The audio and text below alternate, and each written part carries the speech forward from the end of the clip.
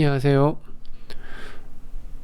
지리정보 체계 수업 프로젝트 네 번째 실습입니다. 이 네 번째 실습은 이제 수업 프로젝트의 마지막 시간이고요.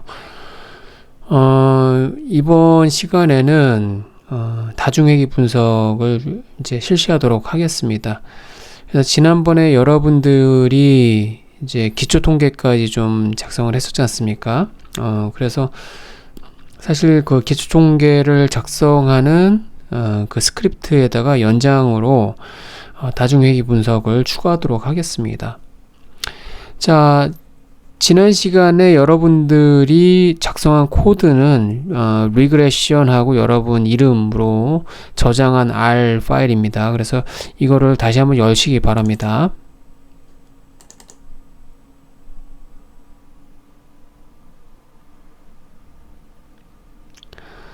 예, 저 같은 경우는 좀 미리 여기 창을 깨끗하게 지워놨긴 했는데 여러분들 같은 경우에는 좀 예전에 작업했던 것들이 남아있을 수 있습니다. 그래서 그런 거는 다시 한번 말씀드리지만 시작하면 미리 다 새롭게 다 지워주고 시작하는 거를 권장드립니다. 그래서 상단의 환경창에 보면 여기 빗자루 모양의 아이콘 있죠. 이걸 누르면 이제 삭제하는 건데 저는 이미 삭제해서 지금 아무것도 없고요.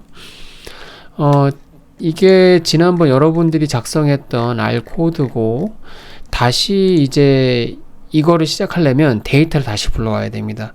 이게 프로그램이 꺼지면 그 임시로 저장되는 것들이거든요. 자료들이요. 그래서 만약에 이거를 다시 시작해야 된다 하면 기억나시겠지만 마스터 파일을 불러와서 분석을 시작을 해야 됩니다. 여기서 말하는 거는 파일 뿐만 아니라 우리가 필요한 패키지 같은 것도 다시 불러와야 됩니다. 패키지야 뭐 지난번에 카라는 패키지를 설치했는데 이건 한 번만 설치하면 괜찮습니다. 그래서 이거는 굳이 뭐 실행을 시킬 필요도 없고요.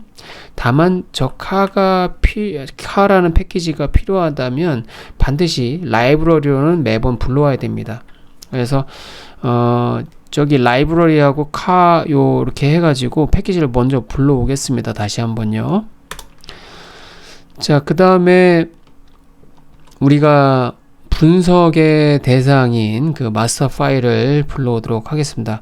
여러분 계속 갖고 계셔야 됩니다. 그래서 뭐 다음과 같은 read 테이블 요거 그대로 지난번에 작성했던 코드 그대로 실행하시면 됩니다. 그리고 불러와서 apt라는 이름의 데이터 프레임으로 저장을 한다라고 하는 것입니다. 그래서 이거 실행시키면요. 다음과 같이 아파트 apt라는 데이터 프레임이 생성됐고 이거는 지난번하고 똑같습니다. 여기 보면 1000개의 관측값 그리고 21개의 변수, 그러니까 표로 따지면 1000개의 행 그리고 21개의 열이 있다는 거죠. 그래서 열어보면 다음과 같이 생긴 거죠. 데이터 프레임이요. 자, 이렇게까지 불러오시고 그 다음에 뭐 이런 기본 사항 파악하는 건 지난번에 했으니까 이건 넘어가고요. 그리고 기초 통계하고 분포를 다시 한번 확인해 볼게요. 그래서 전용 면적 같은 히스토그램 뭐 이렇게 이런 분포였고 전용 면적에 저 로그 값을 취하면 다음과 같은 형태. 그리고 프라이스 10K, 그러니까 매매 가격 10,000원 단위로 되어 있는 거 요것도 다음과 같이 분포가 되어 있고 로그 값 이런 식으로 여러분들이 지난번에 작업을 수행해서 제출했던 그 결과물들이라고 보시면 됩니다. 그래서 지금 필요한 변수들만 지금 일단 한번 이렇게 다시 한번 봤고요. 자, 그 다음에 우리가 본격적으로 해야 될 게 다중회귀 분석을 한번 실시하겠습니다. 자, 먼저 다중회귀를 하려면 다중회귀에 필요한 함수가 있습니다. 되게 간단합니다. LM이라는 함수를 다중회귀 분석할 때 사용합니다. 여기 LM은 리니어 모델의 약자인데요. 어쨌든 이 LM이라는 함수가 회귀 분석을 하는데 필요한 함수입니다. 자, 그리고 이 회귀 분석 함수의 용법은 다음과 같습니다. 무조건 여기다가 함수식을 쓰셔야 돼요. 예. 그리고 그 다음 옵션이 뭐냐면 이 함수식 사용할 때 실제로 회귀 분석을 하고자 하는 데이터 셋의 이름, 예. 데이터 셋의 이름을 여기다 적어 주시는 겁니다. 이렇게 하면 되거든요, 사실. 그리고 함수식은 어떻게 표현해야 되냐면 반드시 종속 변수가 먼저 나와야 되고요. 그리고 이 는이 아니고 여기 물결 표시 있죠? 요 물결 표시를 합니다. 그리고 독립 변수 뭐 여러 개 n개다 하면 첫 번째 독립 변수 써주시고 그 더하기 하시면 됩니다. 그 다음에 두 번째 독립 변수하고 또 더하기 이런 식으로 나가서 마지막으로 독립 변수 뭐 n번째 독립 변수 이렇게 요런 식으로 회귀식을 작성하시면 됩니다. 자, 요런 방식으로 함수를 사용하시면 됩니다. 그래서 자, 우리는 현재 종속 변수가 어떤 거로 해야 될까요? 주택 가격이잖아요. 그래서 주택 가격에 해당되는 변수 이름을 써주시면 됩니다. 그게 뭐였죠? 예, 프라이스 10K였죠. 그 필드 이름을 정확하게 써주셔야 돼요. 이거 한채 오차가 있으면 작동을 안 합니다. 요게 이제 종속 변수인데 우리는 이 주택 가격 히스토그램 봤을 때 매우 편향된 형태의 분포를 봤었잖아요. 자, 여기 보면 여기 히스토그램 보면 프라이스 10K의 히스토그램을 보면 이렇게 오른쪽으로 치우쳐진, 그러니까 그 극단값이 오른쪽에 위치해서 이렇게 얇게 꼬리가 오른쪽으로 이렇게 늘어선 그런 분포를 보였는데 이거를 로그 값을 취하니까 그 로그 값 취한 값의 히스토그램은 거의 그래도 상대적으로는 정규 분포에 가깝게 된다는 겁니다. 기본적으로 회귀 분석을 할 때 그 사용되는 변수의 분포는 정규 분포에 가깝게끔 만들어 주시는 게 중요합니다. 자, 그래서 요거는 그대로 이 종속 변수를 이 액면 그대로 만원 단위로 할 거는 아니고요. 요거를 로그 값을 취하려고 합니다. 예. 그냥 로그하고 프라이스 10K 이렇게 할게요. 요거 자체를 종속 변수로 하겠습니다. 그리고 나서 이제 물결 표시하고 그 다음에 우항에다가 이제 독립 변수들 이름을 나열해 주면 되겠죠. 자, 그래서 우리가 먼저 써줄 거는 뭐 순서는 상관없습니다. 순서가 바뀌어도 상관없어요. 독립 변수 간의 순서는요. 일단은 M2가 있었죠. 전용 면적. 여기 보시면 예. 전용 면적이 있었죠. 근데 전용 면적도 사실은 좀 이렇게 상대적으로 오른쪽으로 치우쳐져 있어서 요거를 로그 값을 좀 취해서 조금 더 이 정규 분포에 비슷한 모양으로, 그러니까 좌우 대칭이 좀 있는, 상대적으로 좌우 대칭이 있는 거로 한번 바꿔주도록 할게요. 그래서 M2를 그대로 쓰지 마시고 여기 로그 값을 취해서 요걸 변수로 쓰도록 하죠. 그리고 두 번째로는 층수였죠. 예, 층수도 한번 볼게요. 층수도 이렇게 오른쪽으로 이제 치우쳐진 모양이고, 그래서 로그 값을 하니까 상대적으로 그 치우친 게 좀 덜하죠. 예, 그래서 로그 값을 이 자체를 독립 변수로 쓸게요. 그래서 로그하고 플로어 이렇게 하고, 그 다음에 우리 변수, 중공연도는 좀 애매합니다. 사실 크게 변화가 없거든요. 그래서 중공연도는 그대로 쓰도록 할게요. 예. complete year, 요렇게. 예. 토시 하나도 틀리면 안 됩니다, 여러분. 예. 요건 그대로 쓸게요. 로그 값 취하지 않고. 그 다음에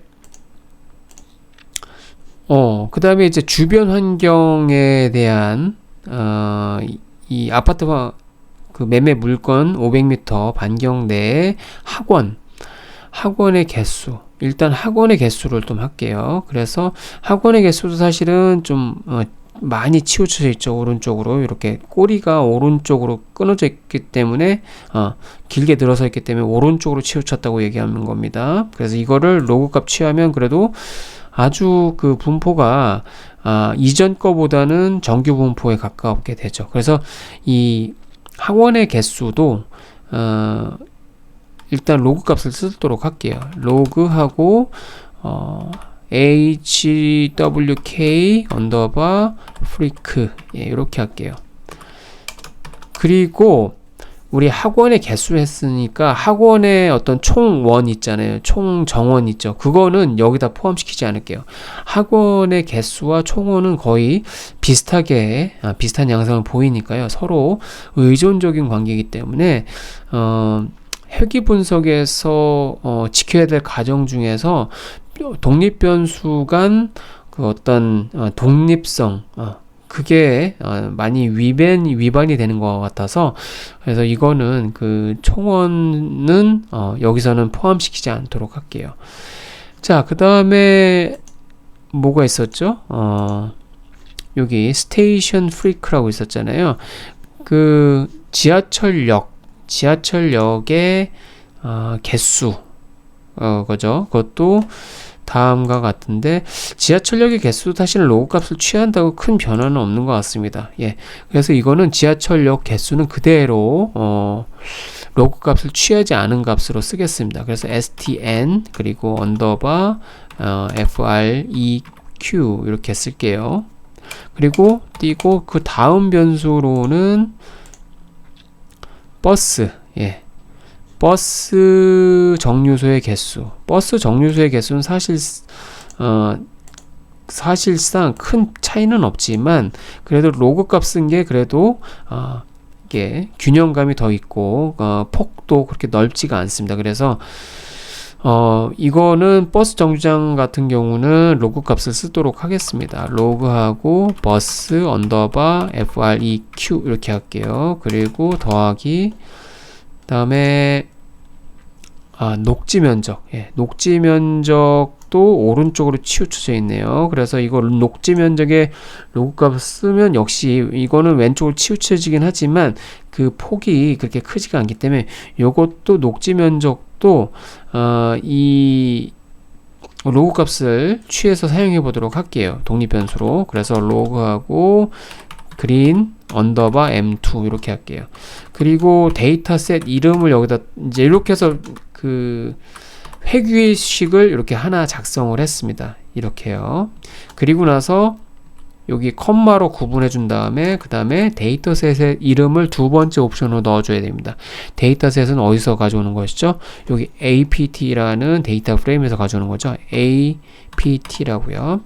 자, 이게 너무 길어서 사실은 이거는 그냥 밑으로 내려도 됩니다. 요 엔터로 해서 이런 식으로 해서 구분해 주셔도 괜찮습니다. 자, 이 상태에서 이거만 실행시키면 출력이 됩니다. 그냥. 근데 출력하지 말고 이 회귀 분석의 결과를 일단 저장을 하라 라고 할게요. 그래서 저장을 어디다 저장을 하냐면 fit fit, 그리고 lm이라는 원 이렇게 할게요. 여기로 저장을 하라 라고 할게요. 다시 한번, 자, 이렇게. 그래서 회귀 분석을 실시하고 결과를 fit get.lm1 이라는 이름의 어떤 객체에다가 할당을 해라 라고 할게요. 그리고 나서 결과를 출력하고 싶으면 이런 방법을 많이 씁니다. 서머리 함수 있죠? 예, 서머리하고 아까 회계 분석의 결과물 요 객체 있잖아요. 요거를 여기다가 넣어주면 됩니다. 그래서 이거 실시하고 나서 출력하면 이 서머리 함수를 쓰는 거를 좀 추천드립니다. 한번 해보겠습니다. 일단은 회계 분석을 실시하겠습니다. 여기 에러 메시지가 뜨는데 제가 볼 때는 이 에러 메시지 이유를 알 것 같습니다. 일단 우리가 어떤 특정 독립 변수에서 로그 값들을 취한 경우들이 있잖아요. 뭐 예를 들자면 여기 가격에도 그렇고 전용 면적에도 그렇고 뭐 녹지 면적 같은 경우도 그렇죠. 근데 이 독립 변수 중에서 값 중에서 0이 포함됐을 때 그 0을 로그 값으로 취하면 아무 값도 안 나오잖아요. 예, 그 에러가 난다는 얘기죠. 그래서 그 경우가 발생할 수 있다라고 생각이 들거든요. 그럴 때 이런 에러 메시지가 뜨는 것 같습니다. 제가 볼 때는 이 로그 값 취한 것 중에서 뭐 주택 가격 같은 경우는 0이 포함된 경우는 없고 전용 면적도 마찬가지고 뭐 층수도 0층인 경우는 없잖아요. 그렇죠? 그리고 예를 들어서 로그 값 취한 것 중에서 학원의 개수가 0인 것은 없습니다. 저의 경우에서 말씀드리는 겁니다. 그리고 버스 정류장의 개수도 0인 경우는 없어요. 제 데이터를 기준으로 했을 때는. 그런데 제가 볼 때는 여기 녹지 면적 부분 있죠. 이 녹지 면적 같은 경우는 제가 알기로는 1000개 중에서 3개의 레코드가 0인 거로 알고 있거든요. 그래서 여기서 오류가 발생하지 않았나 싶어요. 그래서 0인 값은 무조건 없도록 만들어야 될 것 같은데 그렇다고 값을 뭐 그것만 조작할 수는 없는 거고 다 같이 늘려주면 되거든요. 그쵸? 근데 늘려주더라 하더라도 아주 소량만 이제 늘려주면 된다는 얘기죠. 그래서 0보다는 살짝 큰 정도의 숫자를 한번 더해서 그거를 로그 값으로 적용해 보도록 할게요. 그래서 여기는 0.001 정도 이렇게 넣어주고 이 모델을 작동시키면 이거는 뭐 오류의 그 로그 값에 0이 포함돼서 오류가 발생하는 그런 경우는 없을 것 같습니다. 이건 어디까지나 제 데이터를 기준으로 말씀드린 겁니다. 여러분의 데이터는 또 다를 수가 있거든요. 그래서 그거 잘 유의하시고 여러분은 여러분 그 데이터에 맞게 이렇게 잘 핸들링 해주시길 바랍니다. 자, 그러면 다시 한번 실행시켜 볼게요. 일단은 별다른 문제는 없는 것 같습니다. 제가 아까 예상한 대로 그 녹지 면적의 값이 0인 것들이 존재하기 때문에 그 부분에서 오류가 발생하는 것 같습니다. 그래서 전체 값에다가 살짝 증가시켜 준 겁니다. 0.001제곱미터 정도요. 예, 아주 미미한 소량의 숫자죠. 이 경우에는요. 그래서 큰 문제는 없을 겁니다. 자, 그 다음에 지금 이 회귀 분석을 해가지고 그 결과를 fitlm1이라는 객체에 할당시켰습니다. 그래서 요거를 한번 출력을 해볼게요. 출력하는 거는 summary라는 함수를 활용하면 됩니다. 자, 다음과 같이 회귀 분석의 결과가 다음과 같이 요약이 돼서 나옵니다. 그러면 이렇게 회귀 분석 결과를 summary라는 함수로 출력해 보면 첫 번째 결과물은 그 회귀식이 어떤 건지를 다시 한번 정리해서 표현해 주는 거고요. 우리 아까 적은 거고 똑같죠. 그 다음에 두 번째는 잔차에 대해서 얘기해 주는 겁니다. 잔차의 최대값과 최소값 그리고 중위값에 대해서 이렇게 보여주는 거고요. 원래는 거의 0의 0 근처에 가야 됩니다. 잔차는요. 그리고 그 폭도 거의 비슷해야 돼요. 예, 근데 그렇게 비슷하게 가는 것 같습니다. 자, 그 다음에 중요한 거로는 회귀 분석하고 난 결과물들 중에서 독립변수의 앞에 붙어있는 계수값들 있죠. 그리고 절편의 값, 그런 것들이 나오고 그 각 계수값에 해당되는 표준 오차가 이제 출력되고 t값도 출력되고 그리고 p값, 그러니까 확률값도 출력이 됩니다.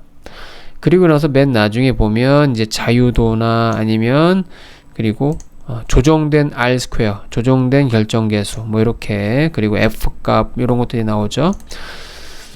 뭐 이런 식으로 기본적으로 회귀 분석에서 요구되는 그런 통계량들이 산출되어서 표현이 됩니다. 자, 이렇게 회귀 분석의 결과가 출력이 됐고요. 그리고 각각의 독립 변수도 이렇게 나오고요. 우리가 작성한 그대로. 그 다음에 여기에 계수값들이 출력이 되는데, 이 계수값들을 이제 해석을 해야 되는데, 사전에 이 회귀 분석의 계수값을 해석하는 방법에 대해서 잠깐 소개를 해 드릴게요. 일단은 회귀 분석에서 회귀 모형이 있지 않습니까? 이 회귀 모형을 크게 네 가지 모형으로 좀 구분을 할 수가 있어요. 어떤 거에 의하면, 그러니까 변수를 어떻게 처리했느냐에 따라서 다음과 같이 네 가지 모형을 이제 구분할 수 있고요. 이 모형 구분에 따라서 회귀계수를 해석하는 방법이 조금 다릅니다. 그래서 사전에 제가 말씀드리는 것은 이제 레벨 또는 수준이라는 개념이 있습니다. 이거는 어떤 개념이냐면 변수를 가공하지 않고, 변수값들 있지 않습니까? 그걸 가공하지 않고 그대로 사용하는 형태를 수준이라고 부를게요. 그리고 로그는 뭐 종속 변수든 뭐 독립 변수든 상관없이 그 변수에다가 로그 값을 적용한 상태를 로그라고 한번 개념 정리를 먼저 할게요. 그리고 나서 독립 변수와 종속 변수가 이렇게 있을 거 아니에요. 그쵸? 그래서 여기 보면 수준 모형이라고 있고, 수준 로그 모형 있고, 로그 수준 모형 있고, 로그 모형, 이렇게 네 가지 유형이 있을 텐데, 여기서 왼쪽에 있는 부분을 종속 변수라고 할게요. 종속 변수. 그러니까 회귀식에서 좌항, 왼쪽 항에 있는 변수 말하는 거죠. 종속 변수. 그래서 종속 변수를 어떻게 처리했냐를 이렇게 표현하는 거고, 그 다음에 여기서 오른쪽 부분은 독립 변수 또는 독립 변수들의 처리 상태를 말하는 거예요. 그래서 수준 모형이라고 하면 종속 변수건 독립 변수건 그 변수들을 가공하지 않고 그대로 사용한 상태의 어떤 모형이라고 보시면 되고요. 그 다음에 여기 보면 이제 수준 로그 모형이면 종속 변수는 그대로 사용한 거, 가공하지 않고, 다만 독립 변수를 거기다가 로그 값을 취해서 그 독립 변수로 사용했다라는 게 수준 로그 모형인 거고, 그리고 로그 수준 모형이면 독립 변수를 그 변수 값의 로그 값을 취해서 그걸 종속 변수로 사용했다는 게 로그, 그리고 독립 변수에는 강화하지 않고 그대로 사용한 거, 그럴 때는 로그 수준 모형이라고 하고, 이제 마지막으로 로그 모형이면 종속 변수 그리고 독립 변수 다 로그 값을 적용하고 나서 변수로서 사용했다라는 겁니다.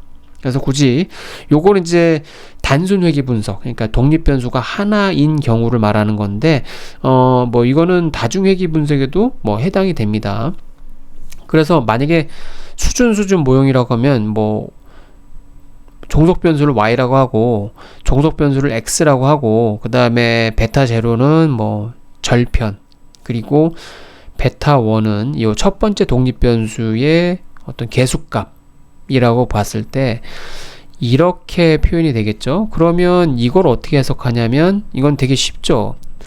이게 1차 함수식이니까 x에다가 이게 한 단위를 증가시키면, 여기다 2를 2를 입력하면 되겠죠. 그러면 이제 베타 1만큼 y 값이 증가하는 거겠죠. 그렇죠? 예. 그래서 이렇게 해석할 수 있어요. x가 한 단위 증가하면 y 값의 변화는 베타 1만큼 변한다라는 것입니다. 만약에 부호가 마이너스면 베타 1만큼 줄어든다라는 뜻이죠. 그런 뜻입니다. 자, 그 다음에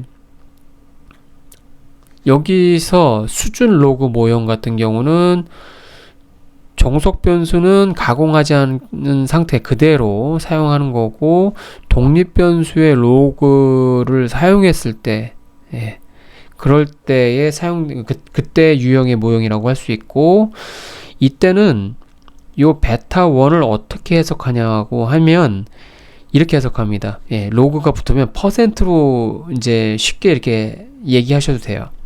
그러니까 한 단위가 아니고 x 값이 1% 증가하면 y 값은 베타 1 나누기 100만큼 증가한다 라고 이렇게 얘기하시면 됩니다. 예, 아시겠죠? 예. 자, 그 다음에 로그 수준 모형이면 종속 변수의 종속 변수를 이제 변수 값을 로그를 적용해서 그거로 종속 변수를 사용한 거고, 그 다음에 독립 변수는 가공하지 않은 상태의 그 값을 그대로 독립 변수로 사용한 거죠. 그럴 때 다음과 같이 베타 1이라고 나오면, 이럴 때는 다음과 같이 해석합니다.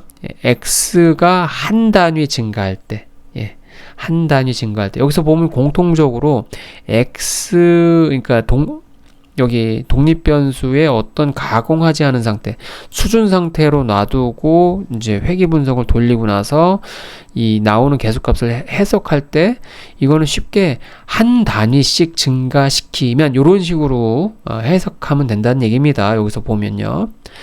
근데 이제 여기 종속 변수에 로그가 들어가 있다. 그러면 다음과 같이 해석하면 됩니다. x가 한 단위 증가하면 y는 100 곱하기 베타 1%. 예, 다시 한번 말씀드릴게요. 100 곱하기 베타 1% 정도 증가한다. 아니면 변화한다. 이렇게 말하면 됩니다. 자, 그러면 이 종속 변수 그리고 독립 변수 양쪽에 다 로그를 취했다. 그리고 나서 그 개수값, 그 특정 독립 변수의 개수값이 베타 1이라고 할 때 요 해석은, 예, x 값이 1% 증가하면 y 값은 베타 1%만큼 증가한다는 얘기입니다. 일종의 이제 탄력성 개념으로 봐도 크게 무리가 없습니다. 물론 이제 이게 정확하게 그렇다라는 건 아닌데, 예, 근사값으로는 이렇게 해석을 해도, 예, 좋습니다. 자, 그런 상태로서, 자, 우리 다시 한번 회귀 분석 결과로 돌아가겠습니다. 예. 자, 우리는 기본적으로 종속 변수에 로그를 적용했죠. 예. 그러니까 어떤 특정 값에 로그를 적용하고 이거를 종속 변수로 사용했죠. 그래서 기본적으로 이거는 우리는 로그 모형이다. 로그 수준 또는 로그 모형인데, 이거는 그 뒤에 독립 변수를 살펴보면 됩니다. 어쨌든 로그하고 여기 보면 전형 면적 기준으로 봤을 때는 로그 모형이 되는 거죠. 그리고 층수로 봤을 때는 로그 이것 또한 로그죠. 그리고 준공연도 이 기준으로 봤을 땐 이거는 로그 변환을 하지 않았잖아요. 그러니까 종속 변수는 로그인데 독립 변수는 수준입니다. 예. 변환하지 않은 그냥 수준 모형. 그러니까 로그 수준 모형이고, 그리고 학원의 개수 같은 경우는 로그 모형. 그리고 이 지하철역 개수 같은 경우는 로그 수준 모형. 그리고 버스 정류장 개수는 로그 모형. 그 다음에 요 녹지 및 수변 공간의 면적 같은 경우는 로그 모형으로 해석을 하면 된다는 얘기입니다. 아시겠죠? 자, 여기서 보면 요 estimate라고 되는 게 요게 아까 우리가 봤던 뭐 일종의 베타 1 값이라고 보시면 되는 거고, 여기 마이너스 2.7587은 인터셉트 절편이죠. 굳이 얘기하면 이거 베타 제로라고 보시면 됩니다.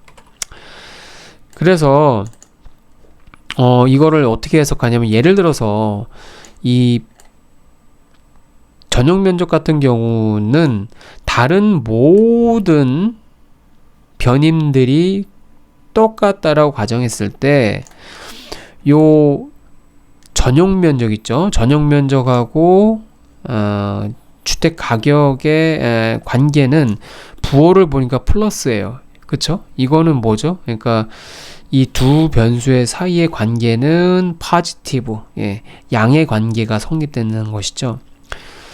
뭐 어쨌든 이제 그런 관계는 이제 알 수는 있지만 좀 더 현실적인 우리의 언어로서 해석을 하면 다음과 같이 할 수 있습니다. 전용 면적이 1% 증가할 때, 로그 모형이죠. 이럴 때는 1% 증가할 때 y의 증가분을 베타 1%라고 해석하면 된다고 했죠. 전용 면적이 1% 증가하면 매매 가격은 약 1.067% 증가한다는 얘기입니다. 좀 탄력적으로 봐도 되겠죠. 1%, 그러니까 1 이상이잖아요. 1% 나누기, 1.06 나누기 1이니까 1보다 큰 거잖아요. 그러니까 이 면적의 이렇게 주택 가격은 전용 면적에 탄력적이다. 민감하게 반응한다라는 거죠. 상대적으로. 그렇게 해석하면 될 것 같고요. 두 번째로는 플로어, 요거는 층수죠. 층수도 로그잖아요. 그래서 이 층수가 1% 증가하면, 물론 이것도 양의 관계가 성립이 되는데, 근데 이 민감도는 매우 낮아요.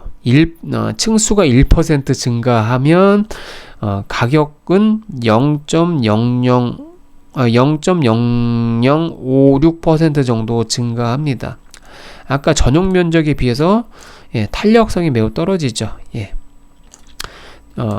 층수는 뭐 영향을 줘도 그 영향력이 전용 면적에 비하면 그렇게 민감하지 않다라고 볼 수가 있고요. 그 다음에 준공연도 있죠. 준공연도는 로그 값 안 썼습니다. 그래서 그냥 수준 모형인데, 로그 수준 모형인데, 여기서는 이제 독립변수를 어떻게 해야 된다? 한 단위로 해석해야 되죠. 한 단위 증가했을 때. 준공연도 연도는 여기서 단위가 뭐예요? 1년이잖아요. 그러니까 한 단위는 뭐죠? 곧 1년이죠. 그렇죠? 자, 그랬을 때 여기 잘 보면 수준 그러니까 로그 수준 모형일 때는 여기다가 100을 곱하고 이거를 퍼센트로서 해석하는 게 좋다라고 했죠. 자, 그러니까 이거는 준공연도 1년이 증가, 그러니까 최근 연도일수록, 그러니까 1년 최근 더 지어진 거라고 보면 되겠죠. 그렇죠? 1년 증가하면 준공연도가 1년 증가한다라는 의미는 지금 현재에 좀 더 가까워지는 거죠. 1년 더 최근인 아파트는 여기다 곱하기 100 하면 되겠죠. 이 개수값에다가 0.46% 증가시킨다. 그러니까 준공연도 1년 증가는 주택가격의 0.46% 증가시킨다라고 얘기할 수가 있습니다. 만약에 이게 1년이잖아요. 그쵸? 요걸 근데 10년이라고 할게요. 이렇게 해도 됩니다. 10년으로 해석하면 어떻게 되죠? 그러니까 어떤 거는 준공연도가 2000년이었어요. 그리고 어떤 매매 물건은 2010년이었어요. 그러니까 10년이 더 많은 거죠. 그러니까 최근인 거라고 보면 되죠. 그 경우는 2000년에 준공한 그 매매 물건들보다 그 10년 이후에 준공한 물건이 가격이 4.612% 더 높다라는 뜻입니다. 예, 그렇게 해석할 수 있죠. 자, 그 다음에 요거는 학원의 개수네요. 학원의 개수도 양의 관계가 성립이 됩니다. 주택 가격하고 학원의 개수. 그런데 요거에 이제 탄력성으로 해석하면 되겠죠. 학원의 개수가 주변에 1% 증가하면 주택 가격은 0.15% 증가한다는 얘기입니다. 0.15%. 탄력성 측면에서 봤을 때는 좀 비탄력적이긴 하지만 요 층수에 비하면 탄력적이겠죠. 그쵸? 층수보다는 학원의 밀집도가 조금 더 그러니까 민감하게 좀 반응시킨다라고 보시면 될 것 같습니다. 자, 그 다음에 지하철역의 개수. 요거는 로고 취한 거 아니죠. 그냥 로고 수준 모형으로 보면 되겠죠. 그러면 지하철 한 개가 더 많은 곳에 위치한 아파트의 가격은 그렇지 못한 데보다 100을 곱하면 얼마다? 네. 14.5%, 약 14.6% 가격이 높다. 예, 이 정도면 상당한 차이네요. 지하철 하나의 위력이 정도라고, 예, 저 정도라고 보시면 될 것 같습니다. 예, 역세권의 중요성. 한 단위죠. 한 단위. 지하철역, 요거의 한 단위는 뭐예요? 단위가 뭐예요? 개죠. 한 개, 두 개, 세 개 이거잖아요. 그쵸? 한 단위는 그냥 한 개라고 얘기하셔도 됩니다. 지하철역 한 개가 더 많은 지역에 입지한 아파트의 평균 매매 가격은 그렇지 않은 지역보다 14.6% 높다. 이렇게 해석할 수 있는 거죠. 자, 그 다음에 버스. 자, 버스 정류소의 개수. 이거는 좀 우리가 생각하는 상식과 좀 다른 것 같은데, 버스의 정류소의 개수는 뭐죠? 지금 음의 관계가 있네요. 버스 정류장 개수하고 아파트 가격하고요. 그래서 버스 정류장 같은 경우는 마이너스 0.230687 제 데이터를 기준으로 말씀드리는 겁니다. 이렇게 봤을 때 이거는 뭐다? 이것도 로그 모형이잖아요. 그쵸? 로그 모형. 그러니까 주변 500m 반경 안에 버스 정류장이 1% 더 많은 곳에 입지한 아파트는 그렇지 않은 아파트보다 가격이 0.23%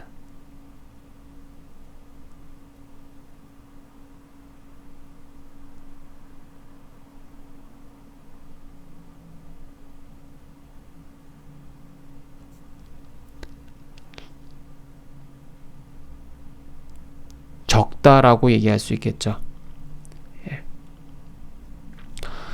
자, 그 다음에 녹지 면적 같은 경우는 엄밀히 말하면 이게 없어야 되는데 0이 있어가지고 이거 조금 살짝 증가시킨 겁니다. 전체적으로. 근데 어쨌든 큰 영향을 주는 건 아니기 때문에 이대로 그대로 해석하겠습니다.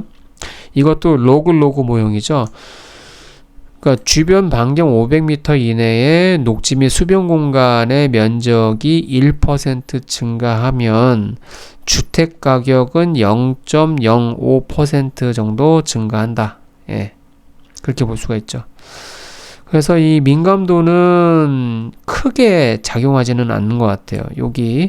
이것 또한 비탄력적인데 그 층수하고 거의 비슷한 그런 수준이다. 그 민감도가 그리고 탄력성이 그렇게 보시면 될 것 같습니다. 자, 그런데 지금은 굳이 그때요, 개수값만 보고 해석을 한 겁니다. 그런데 이거는 엄밀히 말하면 표본 자료에서 나온 겁니다. 표본 자료. 모집단이라고는 할 수가 없어요. 모집단이 아니고 표본조사에 나온 거기 때문에 우리는 사실은 모집단에 대해서 회계 분석한 게 아니고 표본을 대상으로 표본을 가지고 회계 분석을 한 거예요. 근데 우리 기대는 뭐다? 표본을 통해서 모집단을 대표할 수 있다는 그런 기대를 갖고 하는 겁니다. 그래서 이제 이 값이 표본 조사를 할 때마다 다 달라집니다. 예, 그렇겠죠. 예, 모집단의 일부만 취해서 하는 거기 때문에. 그래서 이상적으로는 이게 표본을 여러 번 할 수는 없지만 표본 조사를 여러 번 한다라고 가정했을 때 값들이 제각각 다르게 나올 겁니다. 근데 그래도 저런 값들, 이 개수값들은 거의 모집단을 가지고 회계 분석을 했을 때 그 값에 거의 근사하다라고 우리는 믿고 있어요. 이제 그것을 이제 보통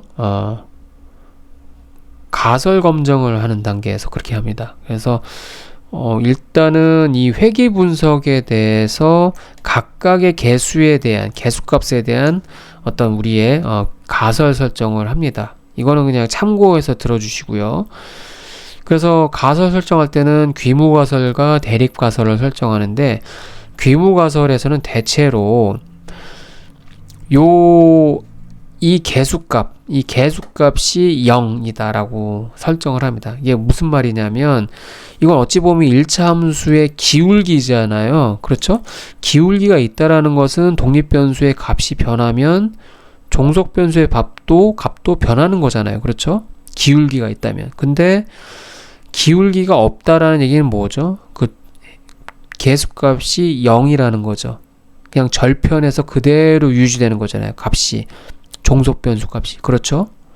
그러니까 독립변수의 값에 상관없이 종속변수의 값은 변함이 없다. 이게 사실은 어떤 특정 독립변수가 종속변수에 영향을 주지 못한다라는 거잖아요.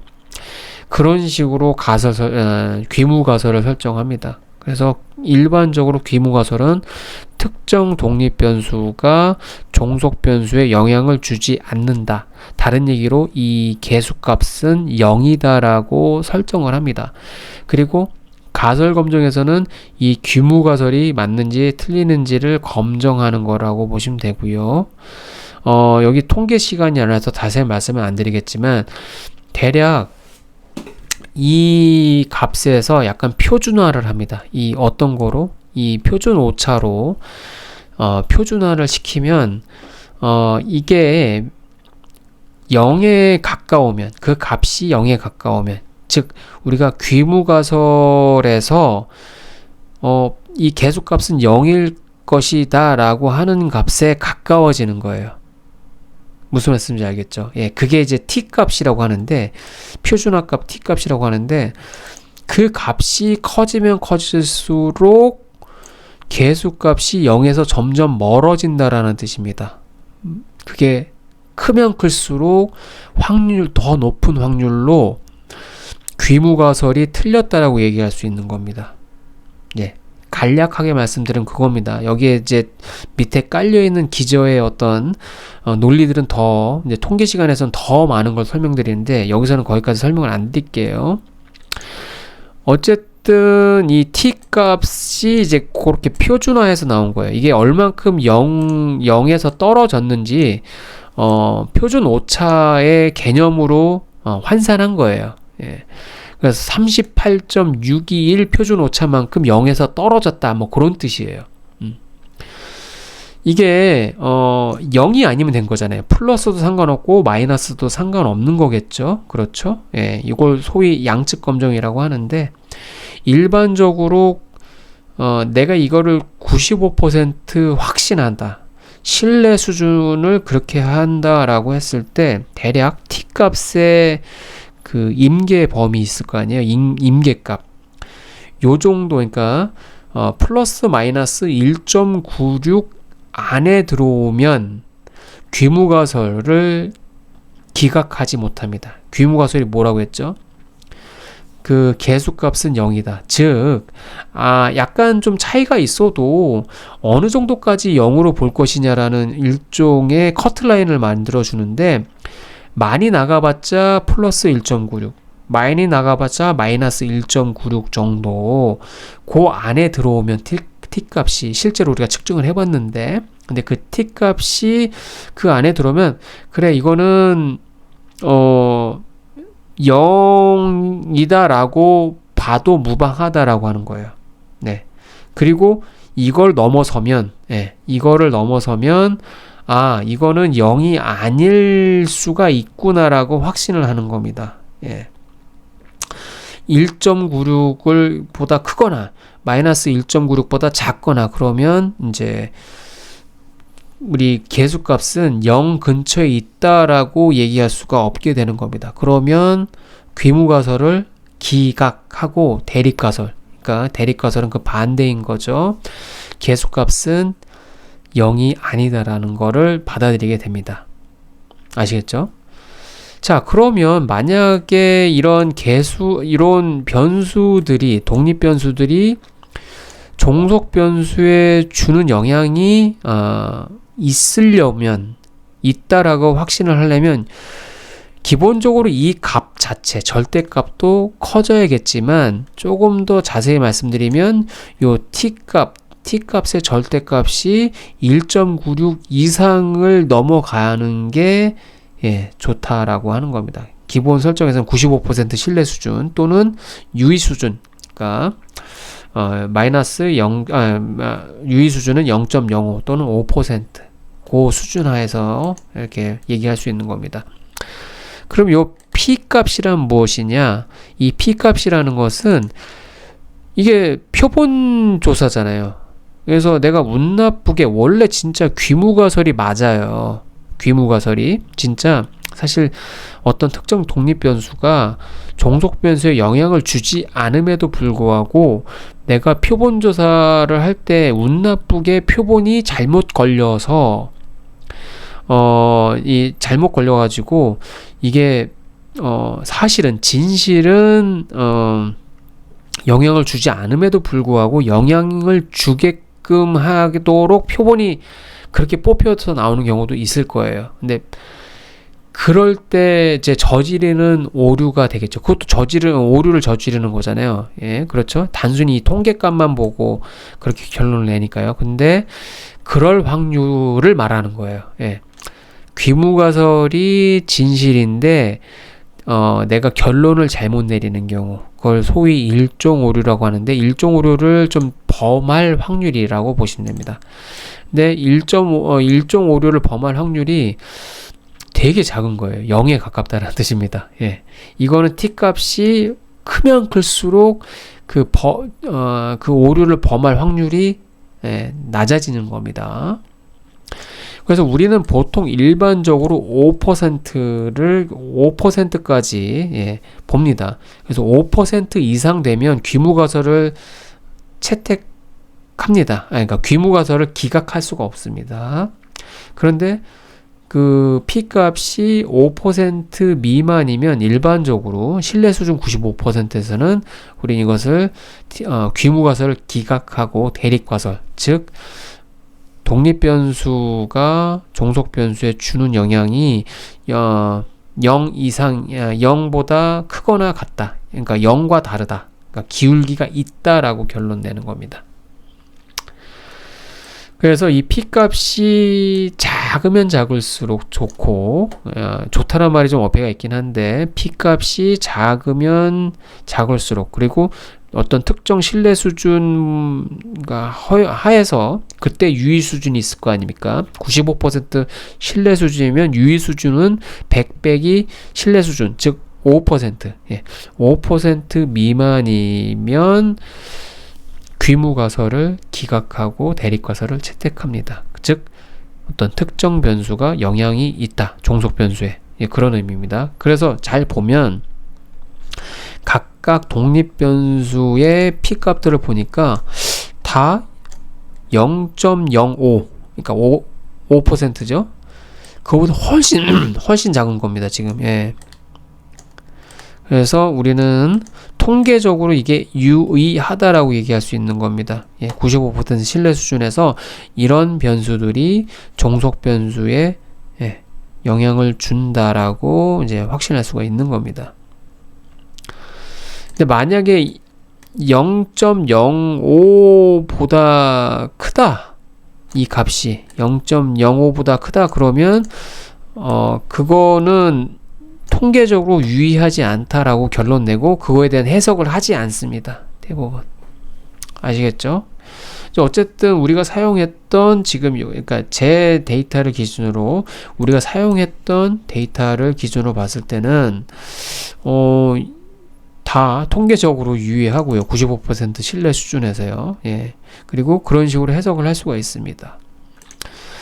자, 그리고 여기 잘 보시면 adjusted r-squared라고 있는데 여기는 0.672. 요거는 뭐냐면 이 모형이 현실을 얼마큼 설명하느냐, 그러니까 주택가격 변동을 얼마큼 설명하느냐는 것인데 최대값이 1입니다. 100% 설명할 수 있다. 최소값이 0입니다. 예, 전혀 설명하지 못한다. 근데 여기서는 한 67.2% 정도 설명한다 라고 이렇게 볼 수가 있습니다. 나머지는 여기 이 변수로서 다 설명 안 되는 부분들도 분명히 있을 겁니다. 예, 제가 변수 선택에서는 가능한 여러 변수를 선택했지만 이거보다 더 많은 변수들이 사실상 있습니다. 예를 들면 아파트 단지의 어떤 규모라든가 또는 뭐 남향이냐 북향이냐 서향이냐 이런 향들 있죠. 그리고 그 단지의 어떤 주차, 그 단지 내에 어떤 편의시설도 있을 거 아닙니까? 그런 것들도 뭐 변수로 포함시킬 수 있었는데 우리는 데이터상에서는 그거는 없었어요. 그걸 좀 구하기가 좀 어려운 상황이라서 일단은 가용한 변수 안에서만 지금 한 겁니다. 자, 지금 이렇게 첫 번째 모형을 한번 회귀 분석을 해봤어요. 근데 여기서 변수를 우리는 학원의 뭐라고 하죠? 이 개수를 가지고 했었잖아요. 근데 요거를 다른 변수로 바꾸죠. 어떤 거? 그러니까 학생 그 학원에 등록된 학원의 학생수 총수 인롤이라고 하잖아요. 그거를 이거 대신 한번 써볼게요. 그래서 다른 변수는 다 그대로 쓰되 여기다 한번 복사를 해볼게요. 여기다 복사해서 붙여놓고 똑같이 하면 안 되고 이거를 돌리는데 이 결과물은 fit lm2라고 할게요. 그리고 여기 보면 학원 프리크가 아니고 학원 인롤이라고 할게요. 이건 알파벳 그대로 쓰셔야 돼요. 이게 아마 토시 하나라고 틀리면 에러가 납니다. 그리고 나머지는 다 똑같이 하고. 자, 그 다음에 이렇게 회귀 분석을 수행한 다음에 이 결과물을 출력을 한번 할 때는 이제 summary라는 함수를 쓰고 fit.lm2라고 할게요. 예. 자, 그래서 요거 한번 실행시킬게요. fit.lm2를요. 이제 그 다음에 요걸 출력을 할게요. 좀 살짝 달라졌습니다. r-square가 0.663이 아까 모델보다는 설명력이 조금 떨어졌습니다. 예. 그리고 여기 각각의 개수값도 살짝 다르긴 합니다. 달라지긴 했어요. 예.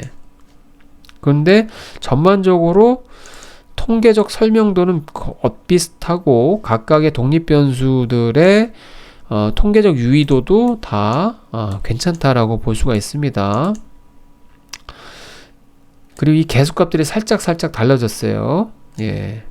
그러니까 서로가 조금 영향을 좀 주고 있는 것 같아요. 만약에 이 변수들 간의 어떤 상관성이 크면 다중공선성이라는 문제가 발생합니다. 근데 여기서는 일단은 육안으로 봤을 때 다중공선성이 크면 이 개수값들이 많이 흔들려요. 많이 바뀌어요. 크게 변수 하나 바뀌면. 근데 여기서는 큰 변화는 보이지는 않습니다. 미세한 변화는 있어도 큰 변화는 없습니다. 자, 그러면 요것도 이제 한번 해석을 한번 해봐야 되는데, 이거는 여러분들의 이제 과제로 나갈 겁니다. 예, 한번 해석을 해보시길 바랍니다. 물론, 이 fit1, 예, fit LM1이라는 모델도 어차피 제 데이터하고 여러분들의 데이터하고 다르기 때문에 값이 다르게 나올 겁니다. 그래서 숙제로 이거에 대한 계수값을 또 여러분들 다 해석을 하셔야 됩니다. 아시겠죠? 예. 어쨌든 요거 해석하는 거 이제 좀 해석을 생략하도록 하겠습니다. 근데 여러분들이 한번 여러분의 데이터를 한번 해석을 하시고 그걸 한번 정리를 해 주시길 바랍니다. 자, 이렇게 봤고요. 그리고 아까 제가 말씀드렸던 이제 다중공선성 있지 않습니까? 그 다중공선성에 문제가 있는지 한번 진단을 해보도록 할게요. 그리고 다중공선성의 대표적인 그 측정 방법은 VIF라고 하죠. 분산 팽창 계수라고 있지 않습니까? 그 VIF를 한번 계산을 해보도록 할게요. 근데 여기서는 다중공선성 같은 경우는 VIF라는 함수를 쓰면 됩니다. 그래서 우리 첫 번째 모델에 대한 다중공선성 진단을 해볼게요. 그러면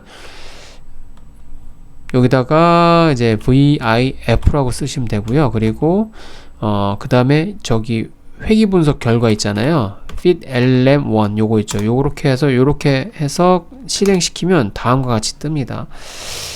대체로 다중공선성 각 변수별로 다중공선성 VIF 값이 다 1점대로 나옵니다. 일반적으로 VIF가 0에 가까우면 다중공선성에 문제가 없고, 보통 5에서 10 정도 나오면 좀 문제 있고 10 이상이면 진짜 심각한 다중공선성 문제를 보이는데, 여기서는 이제 그런 문제가 발견되지는 않는 것 같습니다.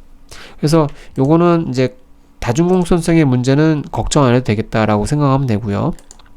똑같이 두 번째 모델 있죠. VIF 요걸 분석을 해볼게요. fit하고 LM2 이렇게 해서 실행시키면 두 번째 모델도 대부분 VIF 값이 1 정도에서 머뭅니다. 예, 그래서 두 모델 다 다중공선성 문제는 걱정 안 해도 된다라고 결론을 낼 수가 있을 것 같습니다. 자, 그 다음에 이거는 마지막으로 하는 건데요. 일단은 그 변수 간, 그러니까 여기서 말하는 거는 종속 변수하고 독립 변수, 요거에 대한 이제 2차 그래프를 한번 그려보도록 할게요. 이거 어떻게 보면 산점도하고 추세선, 예. 추세선이라기보다는 추세선과 가까운 이제 회귀선, 예. 여러분들 여기 아까 회귀 분석 결과로 보면 지금 이렇게 회귀 계수값이 나오잖아요. 이게 어찌 보면 기울기가 되는 거잖아요. 그렇죠? 예. 그래서 여기 이거 곱하기 이 변수는 뭐 이거잖아요. 예. 요거 로그 프라이스 10K. 그래서 근데 이제 이거를 다른 변수들은 다 고정이라고 가정을 하고, 예를 들어서 로그 전용 면적을 x축에 두고 로그 프라이스 10K를 y축에 두고 산점도를 그리는 거죠. 그렇죠? 1000개의 점을 그리는 겁니다. 그리고 나서 그 산점도의 분포 방향을 직선을 그릴 때, 그걸 관통하는 직선을 그릴 때 기울기가 이게 돼야 되는 것이죠. 그렇죠? 이제 그런 그래프를 한번 그려보려고 하는 겁니다. 각각의 변수에 대해서요. 각각의 독립 변수와 종속 변수하고 요 관계를 한번 이런 그래프를 그려보도록 하겠습니다. 자, 그러기 위해서는 우리는 어떤 함수를 쓰냐면요. 소문자로 AV 그리고 대문자로 플랫 이렇게 플랫스라고 할게요. 요 함수를 사용합니다. 그리고 여기에다가는 회귀 분석 결과 그 객체 있죠. 그거를 쓰면 됩니다. 그래서 여기다가 fit.lm1 요거 아까 첫 번째 모델에 대한 그 산점도를 각 변수별로 각 독립 변수와 종속 변수 간 산점도 및 그리고 회귀선 한번 표현을 해보도록 하겠습니다. 일괄적으로. 자, 그러면 다음과 같이 산점도, 독립 변수와 종속 변수 간의 산점도 및 그리고 회귀선을 다음과 같이 그릴 수 있습니다. 그래서 이걸 확대해 보면 다음과 같이 볼 수가 있습니다. 요거는 좀 크게 한번 키워볼게요. 이렇게요. 네. 자, 여기 보면 자동적으로 여기 보면 하나, 둘, 셋, 넷, 다섯, 여섯, 일곱 개의 산점도를 볼 수가 있고요. 이거는 독립 변수의 개수만큼 그려진 겁니다. 그래서 첫 번째 독립 변수가 그 전용 면적을 로그 값을 취한 거고, 여기 y축에는 우리 종속 변수의 로그 값 취한 거 있죠? 로그 프라이스 텐케라고 되어 있죠. 근데 잘 보면 여기 큰 막대기 하나 그려지고 뒤에 others라고 되어 있잖아요. 요 얘기는 뭐냐면 다른 모든 변수들은 똑같다라고 가정을 하고 고정으로 놓고 이 전용 면적의 값만 바뀔 때라는 뜻입니다. 그럴 때 매매 가격이 어떻게 변화하느냐라는 거예요. 그리고 또한 다른 모든 값이 똑같다라고 가정을 했을 때 이렇게 그런 의미입니다. 조건식인 거죠, 일종의. 자, 이게 그런 뜻입니다. 나머지도 다 그래요. 다른 거 모두 고정시켜 놓고 전용 면적 변화시킨 거. 다른 모든 거 고정시켜 놓고 층수 로그 값만 바꾼 거. 이런 식으로요. 다른 모든 거 고정시켜 놓고 준공률도 변화시킨 거. 이런 식이에요. 그래서 여기 추세선도 자동적으로 그려지고 이 추세선의 기울기는 아까 우리가 봤던 계수값들 그거하고 똑같다고 보시면 됩니다. 자, 이렇게 한번 그려봤고요. 그 다음에 똑같은 산점도 추세선, 회귀선 요 그래프를 한번 또 그려볼게요. 어떤 거 대상으로요? 두 번째 모델. 그래서 요거 실행시켜 볼게요. 그러면 여기 좀 새로 나왔습니다. 다음과 같이요. 자, 이렇게 지금 한번 분석을 좀 해봤습니다. 드디어 우리가 최종 목표인 주택가격 결정 요인에 대한 어떤 다중회귀 분석을 실시를 했습니다. 자, 이제는 작업이 다 끝났습니다. 그래서 수업 프로젝트 네 번째 제출물에 대해서 말씀을 드리겠습니다. 우선 지금까지 여러분들이 R 스크립트로 작성했었죠. 그래서 리그레션 그리고 여러분 이름 그리고 요런 이름의 R 코드 파일을 제출하시고요.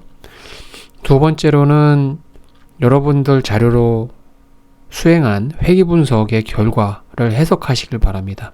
그래서 기본적으로는 개수값에 대해서 해석을 하고 그리고 통계적 유의도 각 개수값에 통계적으로 유의하냐 유의하지 않느냐 이런 거 그리고 다중공산성 진단 그리고 결정계수 요거를 해석하시길 바랍니다. 그래서 그 전반적인 내용을 리그, 리포트, 그리고 본인 이름 .pdf 이렇게 해서 저장해서 제출하시면 됩니다. 물론 그 회귀 분석한 그 한 번에 딱 출력되는 그 값들 있지 않습니까? 그것도 일단은 이제 스크린샷해서 이제 여기에 첨부가 돼 있어야겠죠.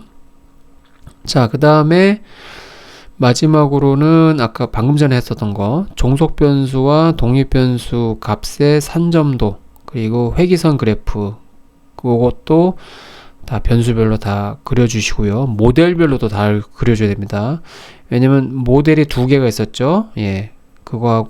그래서 그 모델별로 구분해서 마찬가지로 회귀 분석 결과도 모델 두 개의 모델을 구분은 따로 해서 해석을 하셔야겠죠. 물론 어쨌든 그 산점도 및 회귀선 그래프도 제출해 주시길 바랍니다. 이거는 스캐터 플롯 yx 그리고 본인 이름 그리고 PDF 파일로 제출하시면 됩니다. 이 세 가지 파일을 제출하시면 이제 제출물이 다 완성이 됩니다.